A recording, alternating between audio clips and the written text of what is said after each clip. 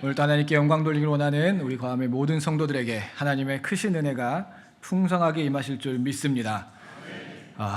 오늘 우리가 읽은 말씀, 우리에게 주신 이 말씀 아주 유명한 말씀입니다.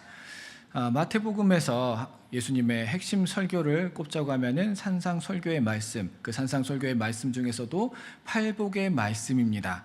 그래서 저도 아이들한테 성경 암송데이를 하라고 할 때 꼭 외우라고 하는 것이 이 팔복의 말씀이고, 왜냐하면 저도 어렸을 때 이 팔복의 말씀을 많이 외웠었습니다.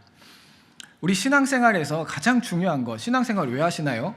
당연히 첫째로는 구원받기 위해서 합니다. 근데 우리가 구원받기 위해서 신앙생활을 하지만 또 한 가지 우리 마음 가운데 있는 게 있습니다. 뭐 때문이죠? 복 받기 위해서. 하나님이 주시는 복을 받기 위해서 우리는 열심히 하나님을 믿고 하나님을 따라 살아가고 있습니다. 우리가 왜 그렇게 복을 받고 싶어 하나요? 우리에게 아직 복이 충분히 많이 없다라고 생각하기 때문입니다. 그런데 하나님은 사람을 창조하실 때부터 우리에게 복을 주셨습니다. 창세기 1장 28절의 말씀 우리 함께 읽어볼까요? 시작. 하나님이 그들에게 복을 주시며 하나님이 그들에게 이르시되 생육하고 번성하여 땅에 충만하라. 땅을 정복하라. 바다의 물고기와 하늘의 새와 땅에 움직이는 모든 생물을 다스리라 하시니라. 아멘. 이 말씀 보면은요, 하나님께서 우리를 창조하시면서 가장 먼저 하신 것은 먼저 복을 주셨다라는 거예요. 어떤 명령을 하신 게 아니에요. 너희들 이렇게 살아라가 아니라 명령 이전에 복이 있었습니다.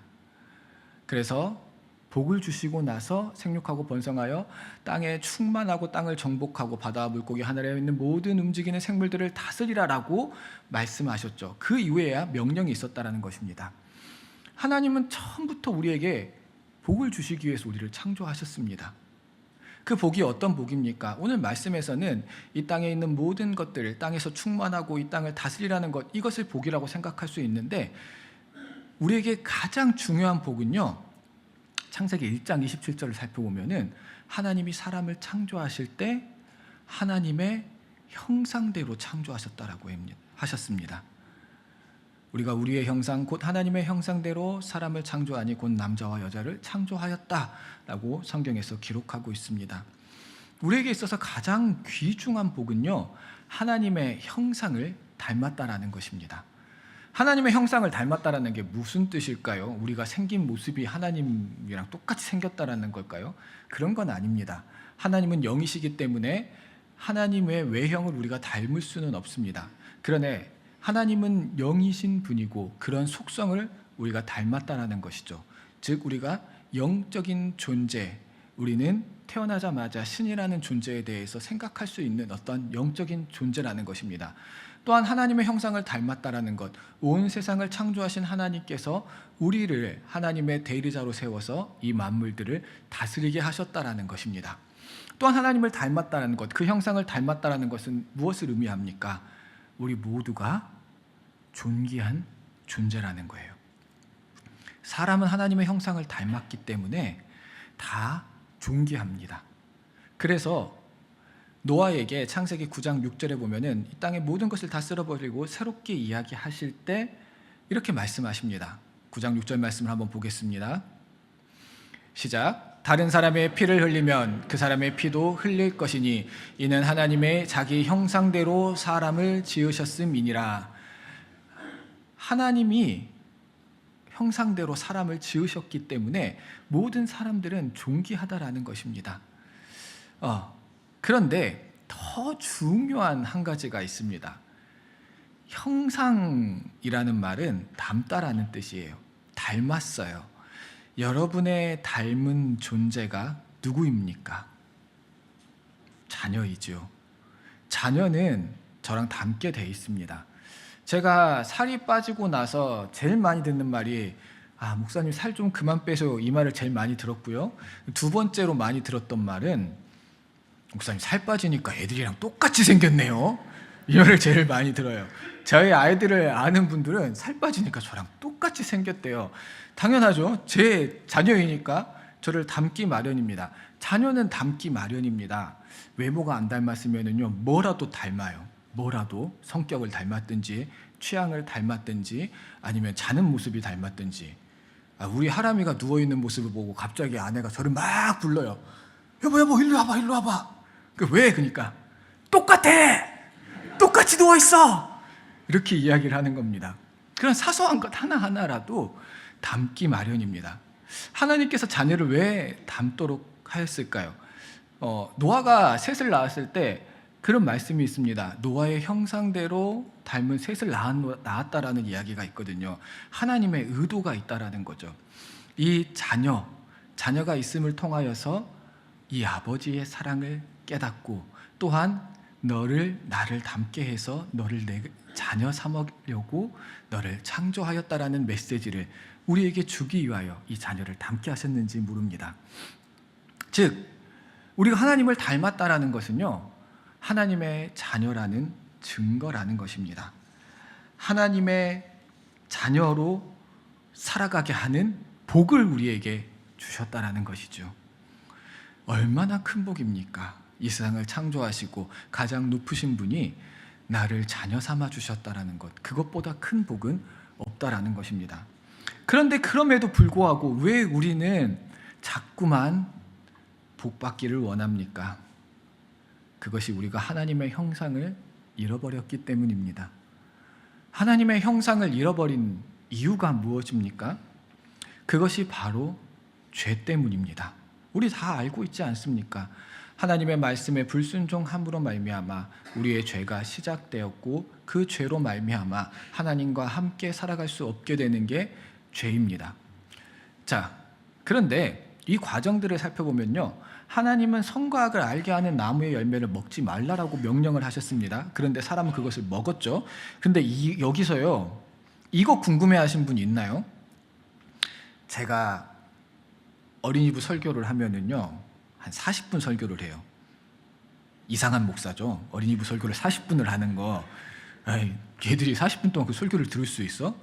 애들이 40분 동안 설교를 들을 수 있는 비결은 40분 설교를 하는 비결이죠. 제 설교가 긴 게 아니라 저는 어린이부 설교를 할 때 항상 질문을 해요. 아이들한테 질문을 합니다. 그리고 또 아이들이 저한테 질문을 하게 해요. 손을 들고 질문하는 친구들이 많은데 요즘에는 거의 한 2분에 한 번씩 손 들고 질문을 해요. 쓸데없는 질문들도 있어요. 그 안에 쓸데없는 질문들도 있는데 정말 설교에 필요한 귀한 질문을 하는 아이들이 있어요. 근데 그런 아이들은 쓸데없는 질문을 하는 아이들이 그 질문을 해요. 귀한 질문이 그 쓸데없는 질문들 가운데 하나가 섞여서 나옵니다. 그래서 여러분 자녀들을 키울 때 성경 지식을 많이 알게 하고자 한다면 질문하고 답하는 것들을 한번 해보세요. 어떤 질문이 나왔냐면, 죄가 시작된 것은 선과 악을 알게 하는 나무의 열매를 먹지 말라고 하는데 그것을 먹었기 때문이야. 근데 한 어린이가 손을 드는 거예요. 근데 목사님, 왜 선과 악을 알게 하는 나무의 열매를 못 먹게 하였나요? 사람이 선과 악을 알면 좋은 거 아닌가요? 라는 질문을 저한테 딱 하는 거예요. 근데 그때 제 마음속에 들어온 답변은, 야, 그건 하나님만 알겠지. 그래서 제가 시작을 할 때 딱 그럽니다.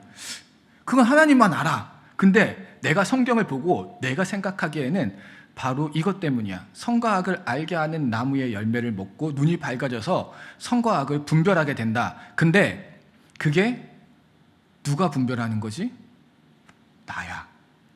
내가 분별하는 거잖아. 우리에게는 선과 악을 분명하게 구분해 주시는 하나님이 있는데, 선과 악을 내가 분별하면은 그때부터 내 삶의 주인이 내가 된다라는 거지. 저는 그렇게 아이들한테 설명을 했습니다. 그래서 우리가 하나님께 불순종의 길로 가게 되는 것이다 라고 설명을 했습니다. 근데 이거 단순히 그냥 제가 빡 하고 생각한 게 아니에요. 성경 말씀을 보면은 그렇습니다. 선과 악을 알게 하는 나무의 열매를 먹고 눈이 밝아진 이후에 일어난 변화는 하나님께서 말씀하시지 않았는데 자기 스스로 판단을 해요. 자기 스스로 판단을 하면서 벗고 있는 것이 서로에게 부끄러운 것이 아니었어요. 그런데 서로에게 부끄러운 게 되는 거예요. 내가 부끄러운 존재가 되었다라는 거죠. 하나님을 단 한 번도 두려워하지 않았어요. 그런데 하나님의 소리가 들리니까 그 하나님의 낯을 피하게 되었다라는 것입니다. 그리고 선과 악을 분별하게 되니까 정죄를 하는 거예요. 하나님께서 내가 먹지 말라고 하는 그 나무의 열매를 왜 먹었느냐라고 했는데, 그때 아담이 한 말이 무엇입니까? 하나님께서 창조하신 저 여인이 먹으라라고 했습니다. 내 잘못 아니에요. 저 사람 잘못이에요. 나 잘못한 거 없어요. 저 사람이 그런 거예요. 그러자 여자는 저 뱀이 나한테 그렇게 하라고 했습니다. 선택은 자기가 하였지만 정죄를 하는 거죠. 그렇게 죄의 결과로 말미암아 모든 관계가 깨졌다라는 거예요.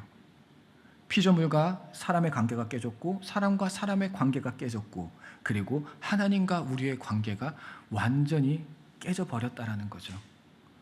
그러면서 우리가 하나님의 형상을 잃어버리게 되었다라는 것입니다. 이제는 더 이상 하나님의 말씀에 순종하지 않고 자기 마음대로 살아가게 되는 것이고, 내 삶의 모든 기준이 내가 되었다라는 거죠. 그래서 그 결론이 무엇이었습니까? 사람의 죄는 점점점 강해져 갔었고, 가인과 아벨, 하나님께서 아벨의 제사만 받으시니까 가인은 분노하였습니다. 하나님께서 아벨의 제사를 받으신 이유가 있겠지요. 이게 하나님을 중심으로 바라보는 사람의 마음이어야 됩니다. 그런데 내 기준으로 바라보면은, 아니 나도 열심히 예배드리고 나도 열심히 하나님 섬기는데 왜 하나님은 내 예배를 안 받아주셔? 이게 화가 되고 결국에는 같은 혈육인 내 동생을 죽이는 결과까지 오게 되었다라는 것입니다. 이렇게 우리는 하나님의 형상을 잃어버리고 죄의 길로 가게 되었습니다. 죄의 길로 가게 되니 우리에게 자꾸만 복이 필요한 것이죠. 그런데 하나님은 우리를 사랑하셔 끝까지 포기하지 않으십니다. 그래서 끝까지 포기하지 않으시기 때문에 우리가 돌아오기를 간절히 바랬고, 그 돌아오게 하는 방법으로 우리에게 말씀을 주셨다는 것입니다.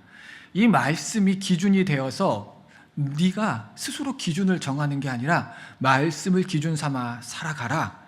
그래서 이스라엘 백성을 부르시고, 너희가 이 말씀대로 살아가면 너희는 내 백성, 내 소유가 될 것이고 나는 너희의 하나님이 될 것이다 라고 말씀하셨습니다.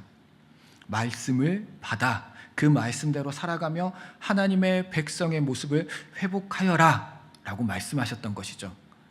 그런데 이스라엘 백성들의 모습은 어찌하였습니까? 그 말씀을 받았음에도 불구하고 그 말씀 또한 자기의 마음대로 해석하였어요. 사사기의 결론이 그거 아닙니까?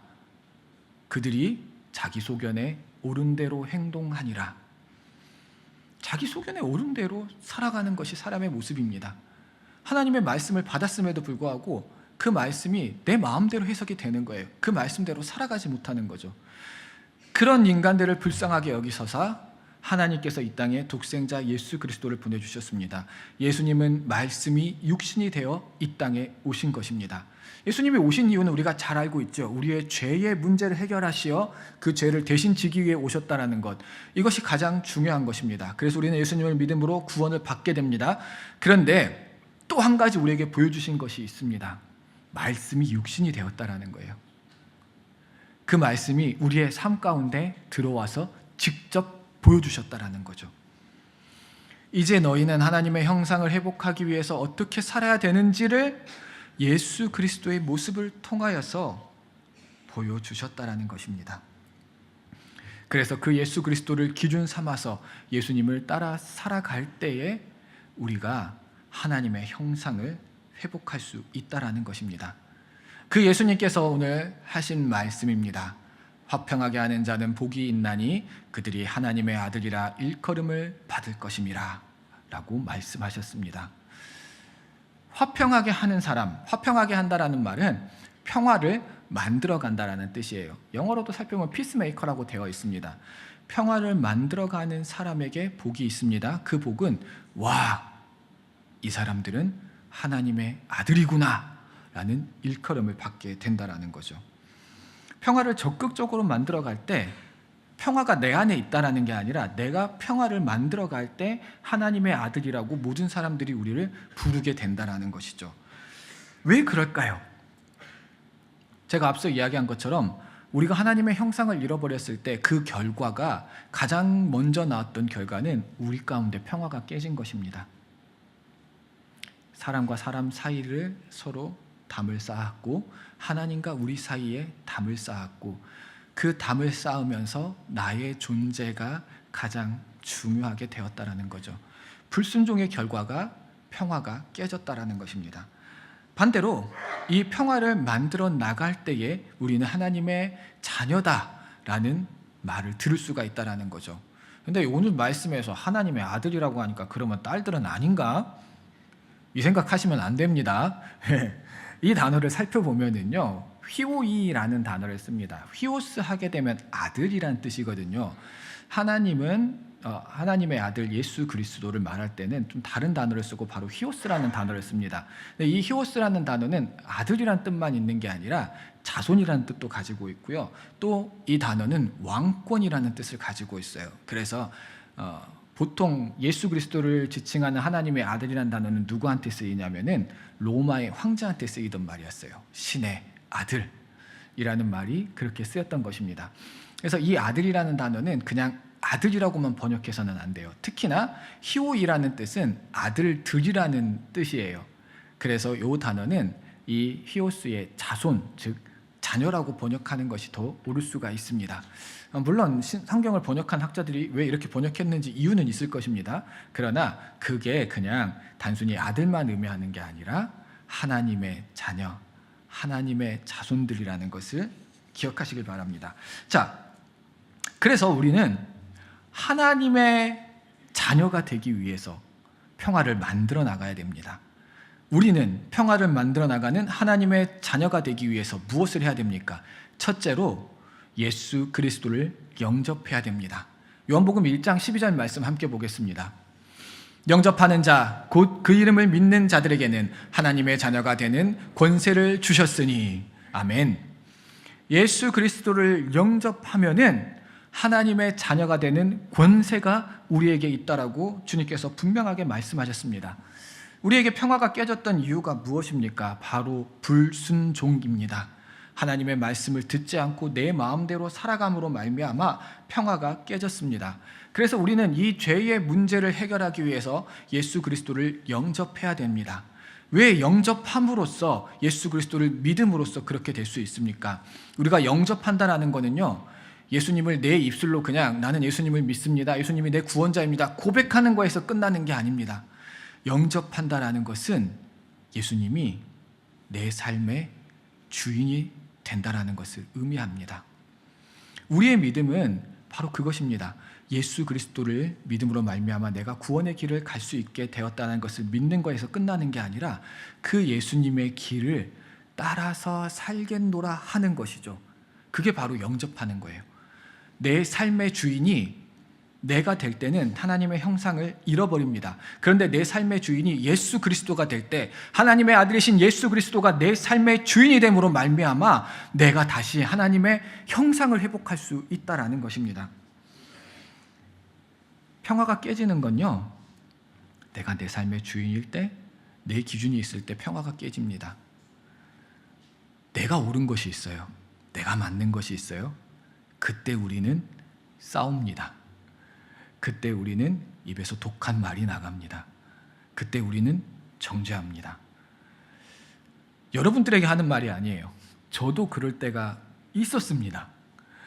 이제 제가 나이가 40대가 넘어가니까 저랑 학창시절을 같이 보냈던 제 친구들, 동창들, 뭐 고등학교 동창들이랄지 대학교의 선후배들이랄지 또 동기들이랄지 이런 사람들의 이야기들을 듣게 됩니다. 그러면은 성공한 사람들이 있어요.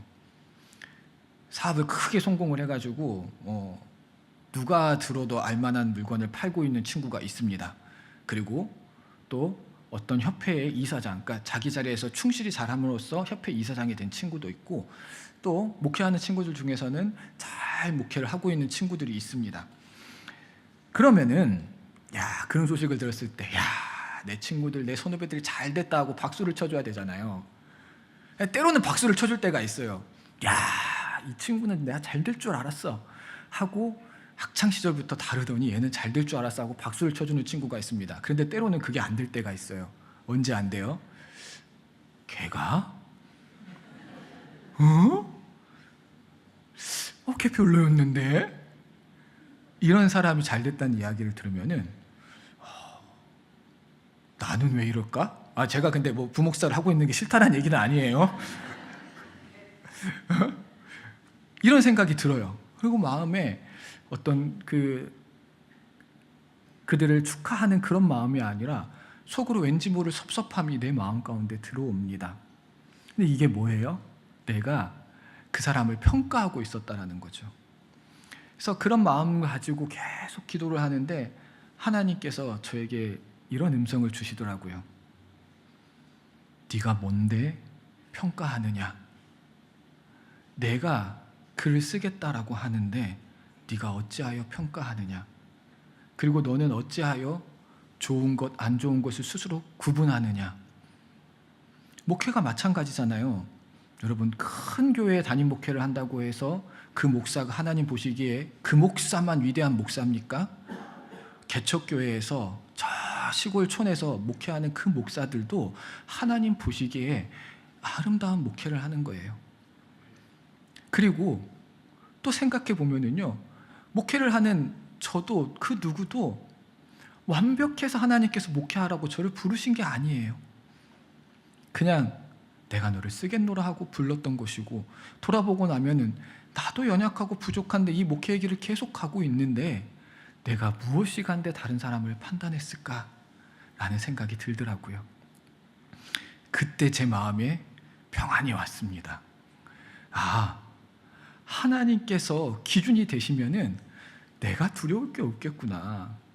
만약에 내가 담임 목회를 어디 저기 시골 촌구석에 한 10명, 20명 모여있는 그곳에 간다 할지라도 그 또한 하나님께서 나를 쓰시느니 얼마나 기쁠 일일까? 라는 생각이 들게 되더라고요. 내가 기준이 되면은 화가 나고 정죄하게 되고 그게 심해지면 다투기까지 합니다. 오늘날 교회 안에서 다툼이 일어나는 교회들이 많이 있습니다. 교인들이 나빠서 다툴까요? 교인들이 다 못돼 먹어서 싸움을 할까요? 못돼 먹고 나쁜 성도들 많지 않아요. 근데 교회마다 싸움이 일어나는 거는요, 내가 옳다고 여기는 게 있기 때문이에요. 교회라면 당연히 이렇게 해야지, 목사라면 당연히 이렇게 해야지, 성도라면 당연히 이렇게 해야지, 내가 옳은 기준이 있을 때 다툼이 일어납니다. 제주교회에서 다투는 분들도 마찬가지예요. 교회 예산을 이렇게 쓰면 되겠어? 이런 것 때문에 다투는 겁니다. 내가 올바른 게 있다라면은 다른 사람이 마음에 들지 않고요, 그 행동이 마음에 들지 않고, 그리고 그 안에서 평화가 깨지기 시작합니다. 그런데 여러분, 그런 올바름만 찾는다라면은 우리 중에 누가 구원을 받겠습니까? 하나님의 기준에, 예수님의 기준에, 그 기준에 옳은 자들만 하나님 나라에 들어갈 수 있다라면 누가 하나님 나라에 들어갈 수 있겠습니까? 예수님이 우리에게 보여주신 평화가 바로 그런 것입니다. 우리가 보기에 연약하고 부족하지만 우리를 이해하고 사랑으로 우리를 죽기까지 사랑하셨던 것이 바로 예수님의 사랑이셨다라는 것입니다. 우리가 그래서 주님을 영접해야 됩니다. 내 마음의 주인이 예수 그리스도가 되어야 됩니다. 그때에 우리는 내 기준으로 살아가는 것이 아니라 예수님의 기준으로 살아갈 수 있게 된다는 것입니다. 평화를 만드는 하나님의 자녀는 무엇을 해야 됩니까? 둘째로, 거룩하게 구별되어 세상의 빛이 되어야 합니다. 빌립보서 2장 15절 말씀 우리 함께 읽겠습니다. 이는 너희가 흠이 없고 순전하여 어그러지고 거스르는 세대 가운데서 하나님의 흠 없는 자녀로 세상에서 그들 가운데 빛들로 나타내며. 아멘. 우리가 이 세상의 평화를 만들어 나가기 위해서는요, 우리는 영향력 있는 존재가 되어야 됩니다. 다른 사람들이 우리를 보고 우리처럼 행해야겠구나, 세상에 빛된 존재가 되어야 됩니다. 그러기 위해서 오늘 말씀에서는요, 세상에 빛을 비추기 위해서는 흠이 없어야 된다고 합니다. 여러분, 흠 없습니까? 흠 없는 존재로 살아가고 있습니까? 흠이 없는 분이 있다라면 성경에 기록이 될 것입니다. 노아는 당대의 의인이라고 했어요. 흠이 없는 존재라고 했어요. 얼마나 희귀하면 성경에 기록이 되겠습니까? 사람이 흠이 없게 살아가기는 어렵습니다. 그런데 우리에게 흠이 없이 살아가라고 합니다. 흠이 없다라는 것은요, 하나님께 드려지는 제물이 흠이 없어야 됩니다. 거룩한 하나님의 백성은 흠이 없는 존재가 되어야 합니다. 그런데 우리는 우리 스스로 흠 없는 존재가 될 수가 없습니다. 어떻게 해야 흠 없는 존재가 될 수 있습니까? 골로새서 1장 22절 말씀을 읽어보겠습니다. 이제는 그의 육체의 죽음으로 말미암아 화목하게 하사 너희를 거룩하고 흠 없고 책망할 것이 없는 자로 그 앞에 세우고자 하셨느니. 아멘. 우리가 예수 그리스도의 육체의 죽음으로 말미암아 화목함을 얻게 되었습니다. 그리고 그 그리스도의 죽음에 동참함으로 말미암아 나는 죽고 예수 그리스도가 내 안에 살아가는 새 사람이 됩니다. 그때 우리가 흠없고 책망할 것이 없는 존재가 된다라는 것입니다. 우리가 흠이 없기 위해서는요, 내 안에 내가 죽어야 됩니다. 십자가에 나의 죄악된 모습을 다 못 박아 버리고 예수 그리스도의 부활하심처럼 내가 새롭게 태어나야 됩니다. 쉽게 이야기하면 내가 죽어야 된다는 것입니다. 내가 죽고 예수 그리스도가 내 안에 살아갈 때 예수 그리스도의 빛이 우리 가운데 비춰지게 된다는 것입니다. 이 또한 마찬가지죠. 내가 죽어야 되는 거예요. 그리고 예수 그리스도가 내 안에 살아야 된다는 것입니다. 우리가 이 땅에 그리스도의 빛을 비추기 위해서 우리가 어떻게 살아야 될까요? 우리가 빌립보서 2장 15절 말씀에 흠이 없고 세상의 빛으로, 이 거스르는 세대 가운데 세상의 빛으로 살아가라고 했잖아요. 그렇게 하기 위해서 빌립보서 2장 14절의 말씀을 살펴보면요, 이렇게 말하고 있습니다. 모든 일을 원망과 시비가 없이 하라. 흠 없이 살아가기 위해서 우리는 모든 일을 할 때 원망과 시비가 없이 살아야 된대요. 원망이라는 단어를 헬라어로 살펴보면은 궁시렁대다라는 뜻이에요. 궁시렁. 우리가 무슨 일 할 때 궁시렁 대면서 하는 일은 무슨 일이에요? 하기 싫어서 하는 일입니다. 입에서 불평이 나오고 입에서 원망이 나오는 것은 하기 싫어서 하는 일이에요. 하나님의 일을 할 때 우리는 입에서 불평이 나오고 원망이 나와서는 안 됩니다. 근데 때로는 그럴 때가 있습니다. 이렇게 안 하시고 사실 거라고 믿습니다. 그런데 이럴 때가 있어요. 교회에서 봉사를 열심히 하다 보니까 나만 혼자 열심히 봉사하는 것 같아요.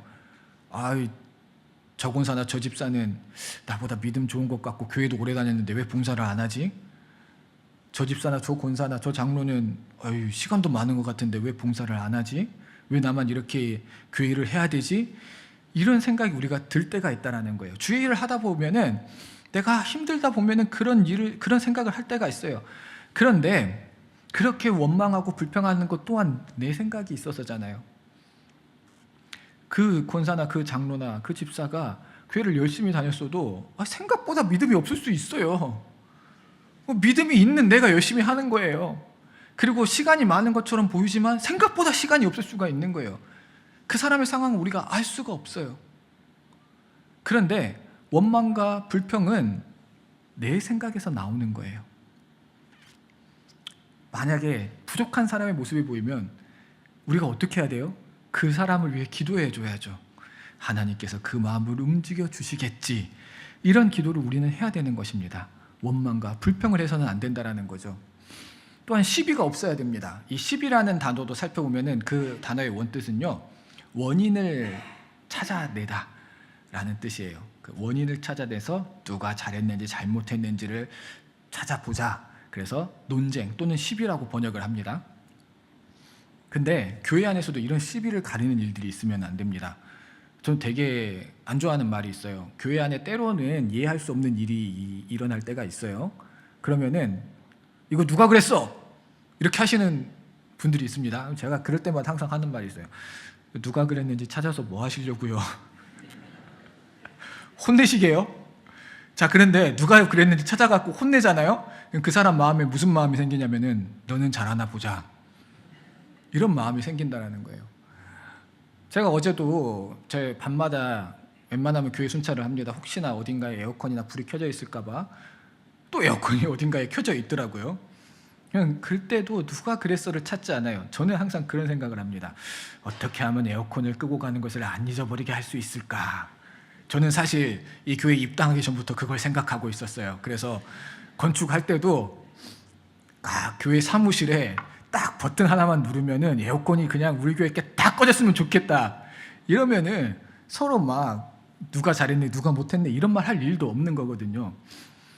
우리는 시비를 가리기보다는 뭐가 문제가 있으면은 이 일이 어떻게 하면 안 생길 수 있을까 하는 합리적인 방향을 생각해야 되는데 자꾸 시비를 가리려고 해요. 왜 그렇게 했어?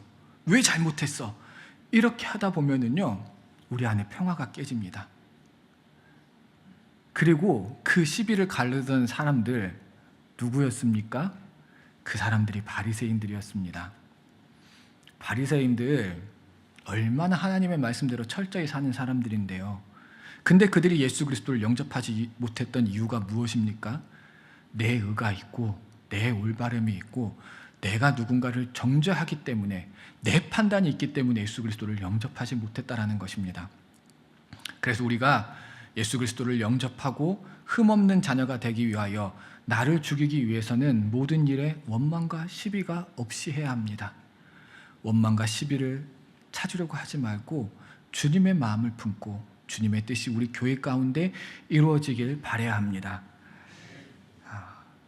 평화를 만드는 하나님의 자녀는 무엇을 해야 합니까? 셋째로 예수 그리스도의 사랑을 본받아야 됩니다. 자녀라면 닮아야겠죠. 그게 본받아 살아가는 것입니다. 에베소서 5장 1절에서 하나님을 본받으라고 합니다. 우리 함께 읽겠습니다. 그러므로 사랑을 받는 자녀같이 너희는 하나님을 본받는 자가 되고. 아멘. 사랑을 받는 자녀라면은 당연히 우리를 통하여서 하나님의 모습이 드러나야 됩니다. 그래서 하나님을 본받는 자가 되라고 했습니다. 뭐를 본받아야 되겠습니까? 에베소서 5장 2절 말씀 함께 읽겠습니다. 그리스도께서 너희를 사랑하신 것 같이 너희도 사랑 가운데서 행하라. 그는 우리를 위하여 자신을 버리사 향기로운 제물과 희생 제물로 하나님께 드리셨느니라. 아멘. 이 안에 앞에 첫 번째, 두 번째 말씀이 다 나와 있습니다. 그리스도께서 너희를 사랑하신 것 같이 너희도 사랑 가운데서 행하라. 예수 그리스도를 영접한다라는 것은요, 우리가 사랑 가운데서 행해야 된다라는 것입니다. 그런데 그 사랑은 그리스도께서 우리를 사랑하신 것 같은 사랑이에요. 즉 예수 그리스도가 우리를 위하여 십자가를 지셨던 그 사랑처럼 우리도 나 자신을 죽이고 다른 사람들을 사랑하는 그 사랑 가운데 안에서 행해야 된다라는 것입니다. 그때 우리는 하나님을 본받는 자녀가 된다라는 것입니다. 그래서 이 하나님의 자녀는 평화를 만들어 나간다라는 거예요. 예수 그리스도를 영접하는 자가 하나님의 자녀입니다. 나를 죽이고 거룩한 모습으로 세상에 빛을 비추는 자가 하나님의 자녀입니다. 이 모든 것들은 하나님의 사랑, 예수 그리스도의 사랑이 우리 가운데 있고 그 사랑 가운데 행했을 때 우리가 평화를 만들어갈 수가 있다라는 것입니다. 우리 거함의 성도들은 모든 사람들에게 하나님의 자녀이구나 일컬음 받는 성도들 되기를 바랍니다. 그러기 위해서 우리는 예수 그리스도를 나의 주인으로 영접하시길 바랍니다. 예수 그리스도의 십자가에 나를 못 박고 흠없고 거룩한 주의 자녀로 거듭나시길 바랍니다. 그리하여 주님의 사랑을 품고 그 사랑 가운데 행함으로 말미암아 이 땅에 평화를 만들어 나가는 복받는 주의 자녀들 되기를 간절히 바랍니다. 기도하겠습니다.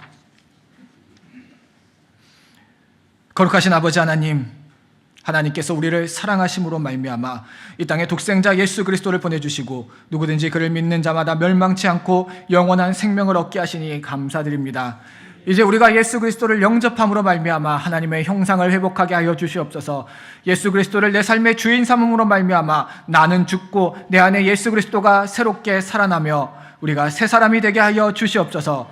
주님의 사랑을 본받아 그 사랑 가운데 행함으로 말미암아 이 땅에 주의 평화를 만들어 나가는 주의 자녀들 될 수 있도록 인도하여 주시옵소서. 주님께서 함께 하실 때 그 복을 누리게 될 줄 믿으며 사랑이신 예수 그리스도 이름으로 기도드립니다. 아멘.